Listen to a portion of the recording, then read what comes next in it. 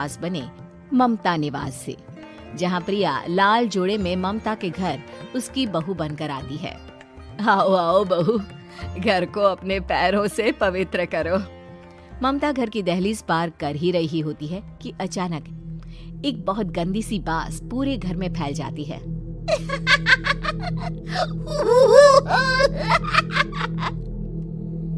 ये बदबू और ये आवाजें, ये कौन हंस रहा है माँ?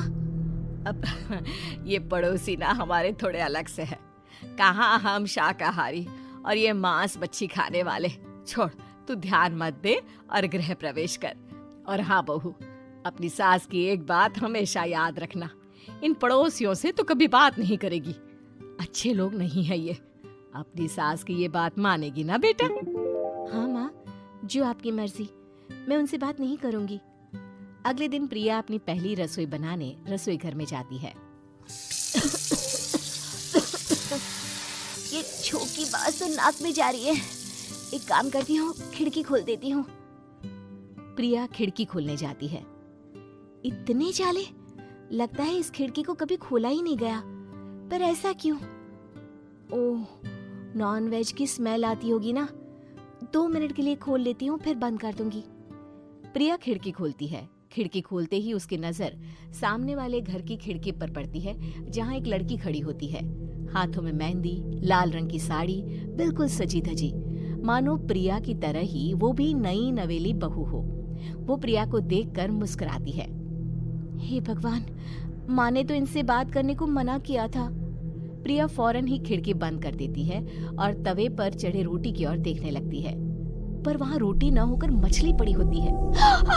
ये क्या? पहली ही रसोई में इतनी बड़ी गलती। हे भगवान, अब मैं क्या करूं?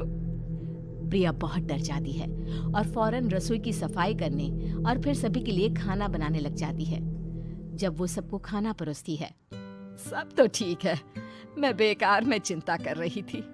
हे भगवान, ऐसे ही बस अपनी कृपा बनाए रखना। रात के वक्त जब सब सो रहे होते हैं, तब प्रिया को पायल की आवाज सुनाई देती है, जिससे उसकी आंख खुल जाती है। ये पायल की आवाज कहाँ से आ रही है? प्रिया उठकर उस आवाज के पीछे छत की सीढ़ियों तक जाती है। तभी उसे बच्चे के रोने की आवाज आती है। प्रिया छत पर जाती है तो क्या देखती है? वही लाल साड़ी वाली लड़की अपनी गोद में एक नवजात बच्चे को घुमा घुमा कर सुला रही है। तभी प्रिया की नजर उसके पेट पर पड़ती है। ओह गॉड, ये तो प्रेग्नेंट भी है। सुनिए, बच्चा सो नहीं रहा है क्या? मैं कुछ मदद करूं? नहीं नहीं, आपके घर वालों को अच्छा नहीं लगेगा, मैं संभाल लूंगी। स्नेहा की गोद से बच्चा हाथ मारकर प्रिया की गोद में आने को छटपटाने लगता है। दोनों घर अगल बगल में बने होने के कारण प्रिया उस बच्चे को गोद में ले लेती है। प्रिया के पास आते ही वो सो जाता है। बच्चे का वो स्पर्श रात भर प्रिया भूल नहीं पाती और अगली सुबह वो छत पर कपड़े सुखा रही होती है। तभी उसे एक औरत इशारा करके बुलाती है। स्नेहा कह रही थी बाबू तुम्हारी गोद में आते ही सो गया। मैं गौरी, स्नेहा की माँ हूँ। बहू, घर आना, बाबू को खिला भी लेना। शाम को जब घर पर कोई नहीं रहता, बच्चे से मिलने के लिए प्रिया छिपकर अपनी पड़ोसन के घर चली जाती है और कुछ देर बच्चे को खिलाकर वापस लौट आती है। इसके कुछ दिन बाद ही प्रिया को पता चलता है कि वो माँ बनने वाली है। ममता की खुशी का ठिकाना नहीं रहता।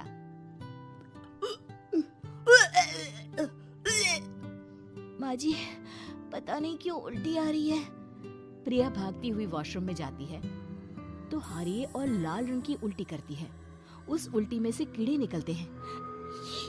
ये क्या? खून और ये कीड़े! माँ! माँ! प्रिया की आवाज सुनकर ममता दौड़ कर आती है, पर बेसिन में कुछ नहीं होता। प्रिया हक्की बक्की रह जाती है। ये सब क्या हो रहा है? प्रिया घबरा जाती है और अपने कमरे में जाकर सो जाती है। डर के कारण वो इतनी थक जाती है कि उसकी आंख लग जाती है। तब उसे ऐसा लगता है उसके पेट पर मानो कोई बैठा हुआ हो। कौन हो? प्रिया के पेट पर एक 5 महीने की बच्ची बैठी हुई थी, जो बुरी तरह जली हुई थी। माँ, तुम ही मुझे लाई ना अपने पेट में? मैं तुम्हारी माँ नहीं हूँ। कौन हो तुम? माँ, देखो मैं जल गई बुरी तरह से। 6 महीने पेट में रहने को भी मुझे नहीं मिला। सहला दो ना माँ। बचाओ, बचाओ, माँ। ममता दौड़कर कमरे में आती है। प्रिया की बातें सुनकर वो सब समझ जाती है। तू कहीं बगल वाले घर में तो नहीं जाकर आई ना बहू? मुझे माफ कर दो, मैं गई थी माँ। उस घर में सब मरे हुए हैं बहू। कई साल पहले स्नेहा उस घर में बहू बनकर आई थी। कुछ ही दिन में वो एक बच्चे को जन्म देने वाली थी। पूरा घर बच्चे के आने की खुशी में खोया था कि एक दिन अचानक उस घर में आग लग गई। सब बुरी तरह जलकर मर गए। गौरी आज भी दादी बनने का इंतजार कर रही है और इसीलिए स्नेहा ने अपना अजन्मा बच्चा तुम्हारी कोख में डाल दिया।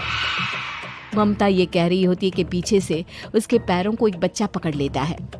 दादी, दादी। माँ, स्नेहा की गोद में यही बच्चा था। ये बच्चा कौन है फिर? तेरी मौत है। तेरी भी दादी।